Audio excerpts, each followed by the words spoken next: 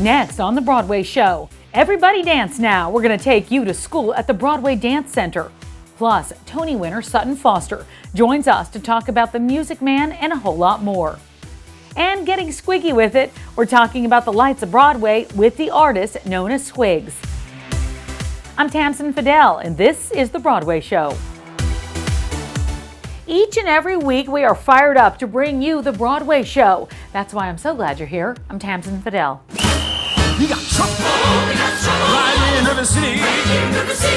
The Music Man was nominated for 6 Tony Awards at this year's ceremony, including Best Revival of a Musical and Best Actress in a Musical for Sutton Foster.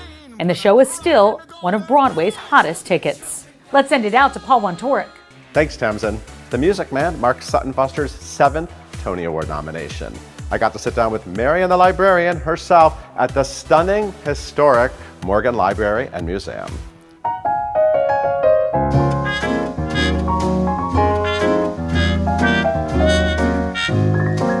Sutton, it's so good to see you. It's so good to see you too. You are a 7-time Tony Award nominee now, 2-time winner. 7 Tony nominations.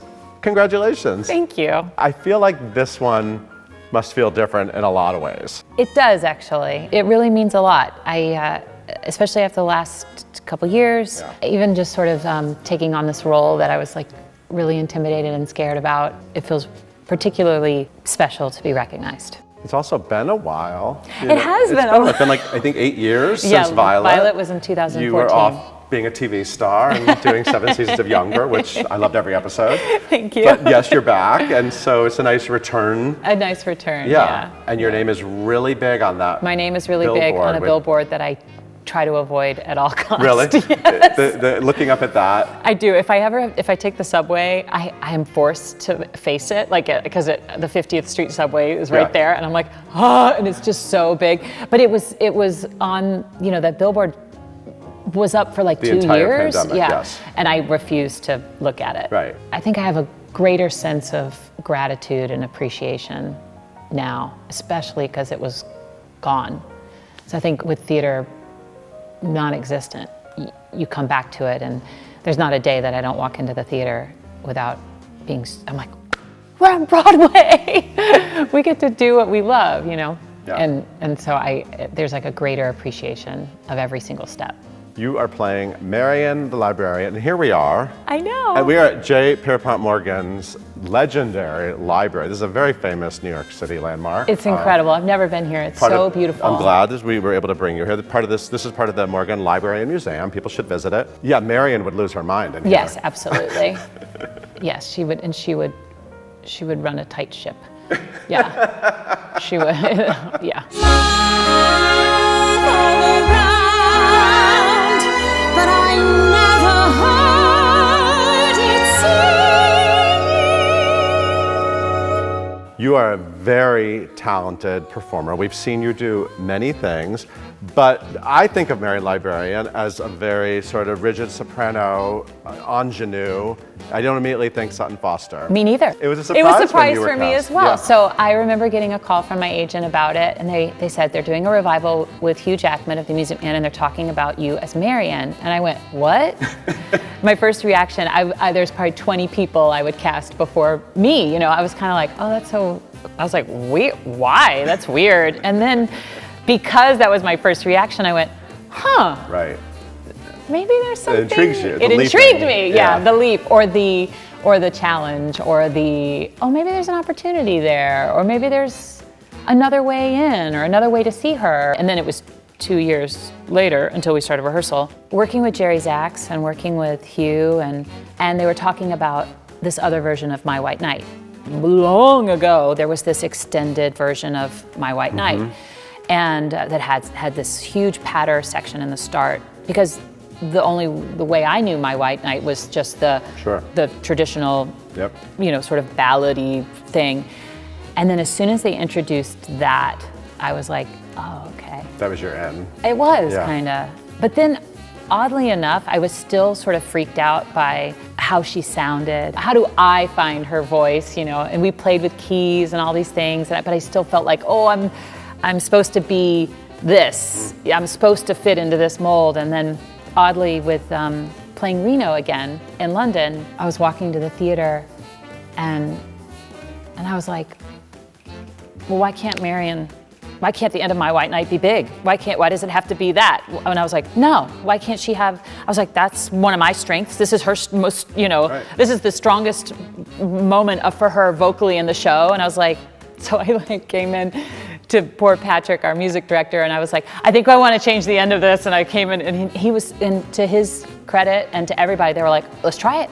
And so we just tried all these different ways, and that song just kept evolving and changing and growing, and then it was this thing, I felt like I was wrestling, but then I was like, oh, so is Marian, and then the minute I let go of trying to be something else and just tried to find my way in, then it just unfolded. It's like one of my proudest things characters I've ever sort of found is with her.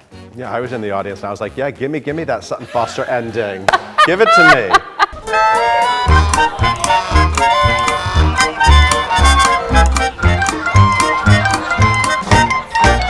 We have a certain international movie star to talk about, Mr. Hugh Jackman.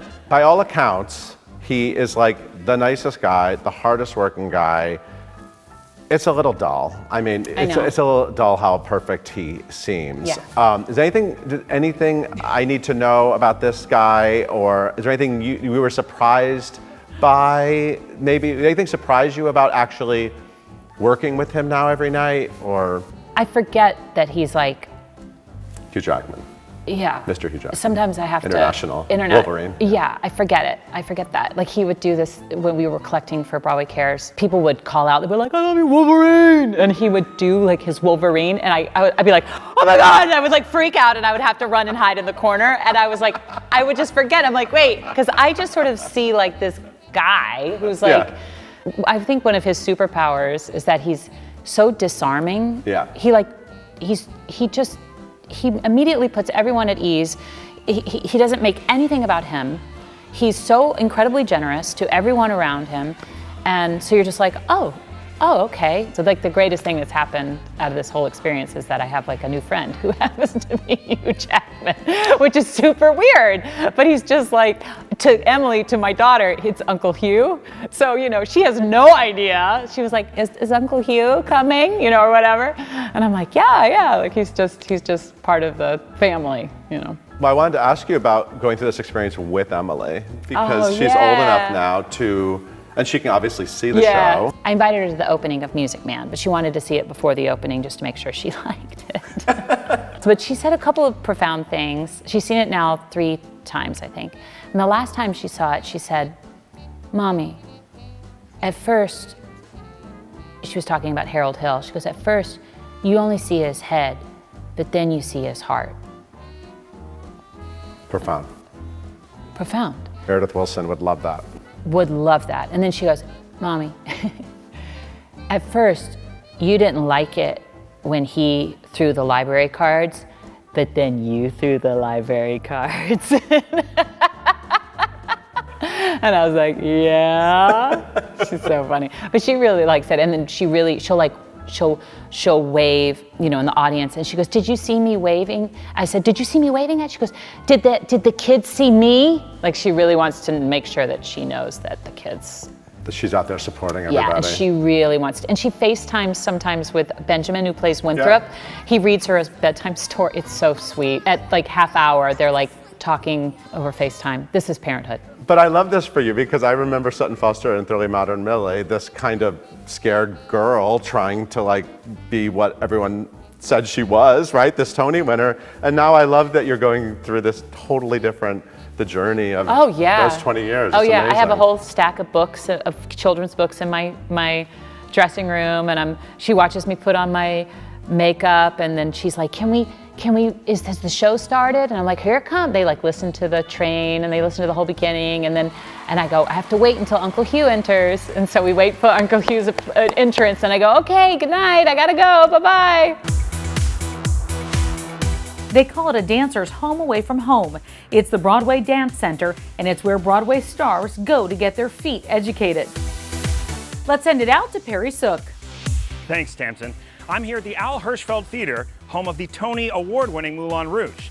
But right down the street is Broadway Dance Center, where Broadway pros come to hone their skills when they're not on the Great White Way. I'm here with Chrissy Whitehead, a Broadway vet and faculty member here at Broadway Dance Center, who's going to show us around the BDC. Come on. Come on. Tell us a little about what you've done. Tell us some highlights. Okay, some of my highlights. Chicago on Broadway. I was in Chorus Line on Broadway, so that was the revival. I played Christine. I've been teaching since 2005 during my career, and I'm super excited to be here at Broadway Dance Center. I came here when I was a kid, 12 years old. It's so important. The teaching and passing it on is a big deal, right? And now I'm here doing the same thing and trying to find my younger me's in class and fostering their talent and shining a light on them. And I'm glad you're here. You're gonna Of course, be watching some of my class. It's so exciting. I'm excited. Let's go to class. Let's Are you go. ready? Yeah, We're let's gonna do go. some push-ups. I Oh, think all right. I think you can handle it. I might be able to do a few. I think you can.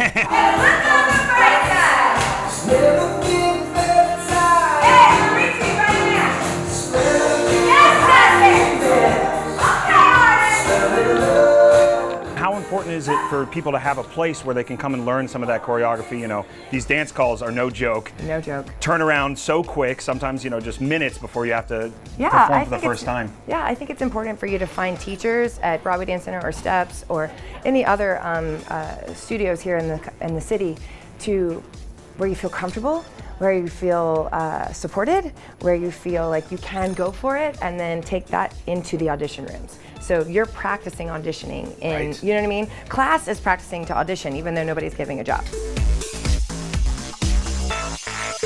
Even in our best years, there's time between performances. How great is this place to be able to keep up those skills and, keep all your techniques locked in before you're going into the next show? It's hard, 8 shows a week is no joke, and everybody keeps saying that. You have to find ways to take class, they maybe take class for you that works better than an 8 show a week schedule. When you're not doing 8 shows a week, this is the time to come and rehearse and practice. This is the place. Now, in addition to your work here building community at Yes. Broadway Dance Center, you also have your own organization. Would you mind sharing some of that about it? I would love to. So Broadway Arts Community is the name of a company that my best friend and I co-founded. It's a performing arts educational company. We're mentors and coaches in all things acting for camera, musical theater, and dance. We really want every artist to feel nurtured and supported, and we want to create a community of artists where they all feel really good about the work they're doing. Yeah, you create your best art when you feel safe. Speaking of that, I hear you're making some new art coming up. Would you mind sharing about that with us? I am. Whole nother ball game. My mom and I battle mental illness, and so I have written a show called In My Own Little Corner, My Journey with Bipolar Disorder. Wow.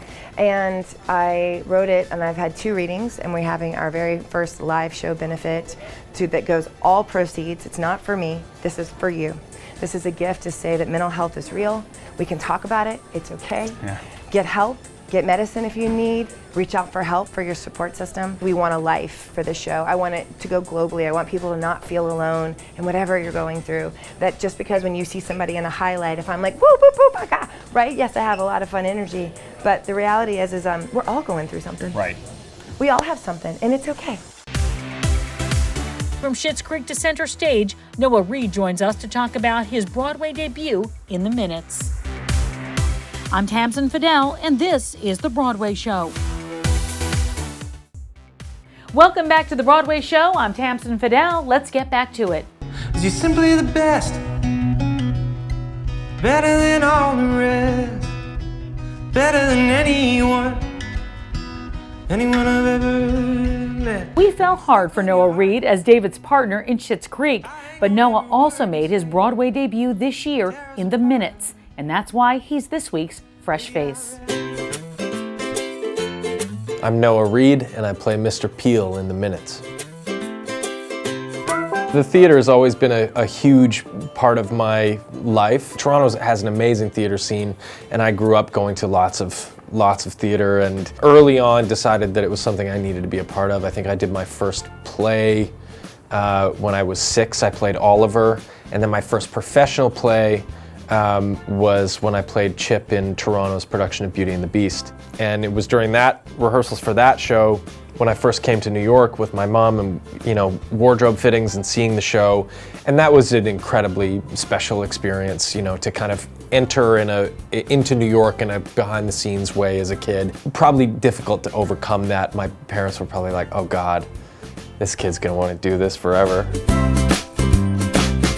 I got a phone call from my agent suggesting that being a part of this play, The Minutes by Tracy Letts, was a possibility. Tracy's work speaks for itself. He's one of the greatest, if not the great American playwright of our time. My wife and I both read it and we just kind of looked at each other and we were like, I mean, if this can happen, we got to find a way for it to happen. Welcome and bienvenue. Welcome. Cabaret was a fun thing to do on Schitt's Creek because I knew I didn't have to be good because it was Patrick, it wasn't me. I know I didn't have to be the MC, that would be insane. Of course now, The Minutes is happening at Studio 54 where Alan Cumming, you know, did that part so brilliantly. I think I would have trouble following in those footsteps, those dance steps, you know.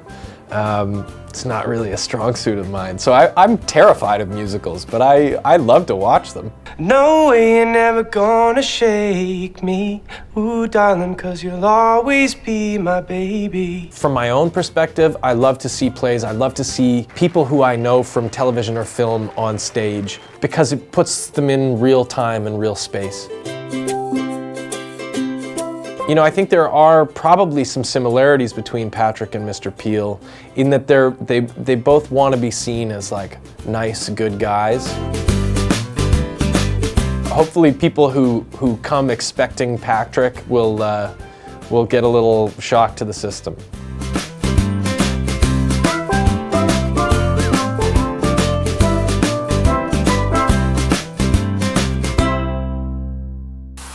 Justin Robertson, also known as Squiggs, has been putting his stamp on Broadway for years in the form of illustrations capturing bright stars and landmark shows. Now he's released his amazing creations as the collectible Lights of Broadway show cards. Paul's here with more. That's right, Tamsen. Justin Robertson, aka Squiggs, has been dazzling Broadway with his illustrations for well over a decade now. I met up with him at the theater haunt Sardis to discuss his work, his inspirations, and his ever-popular Lights of Broadway show cards.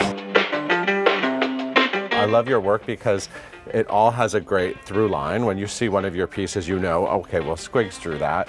But also, you really capture so many moods and styles and visuals, and like it's really fun. One of my goals is to reflect what so many people have put into each show, not just the people that are on stage and performing, but the designers, and you know, try to I try to incorporate a certain direction that is pivotal and really meant something to me while I was watching it as an audience member. I'm just so enthusiastic, so you know, trying to put as much in as possible. Okay, so not only do you create these amazing drawings you put out into the world, you also now have these Lights of Broadway cards. Yes, Lights of Broadway and there are show a lot cards. of them. So you do individual sort of like play, it's like baseball cards, for Broadway show fans. kids. Yeah, absolutely. Broadway fans. We came out with our first edition this summer of 2015. We were lucky at that point to have a lot of shows on Broadway that had a bunch of kids in them. You know, our demographic is really wide. We have, you know, people of all ages collecting the cards. But that particular year, we were at the flea market with the cards, and some of the cast of School of Rock and Matilda and Kinky Boots came by the table, and they were all buying packs. And they were not only doing that, but they were like calling out to people walking by, buy some cards so we can trade with you. And to hear like an 11-year-old kid go, I got a Stephen Sondheim, he's the king. I literally in the middle of Times Square burst into tears because I'm like, oh, this is obviously striking a chord with some people, and it made us know that we had something, you know, kind of special. You actually have a card there that I think I need to look at. Is this the card? Yeah. Yes, we are coming out with a new wave of press cards. And press cards? Yes, and so you take a peek at that. So this is the Broadway show with Tamsen Fadal, the card, and I am featured on it along with Charlie Cooper and Tamsen Fadal.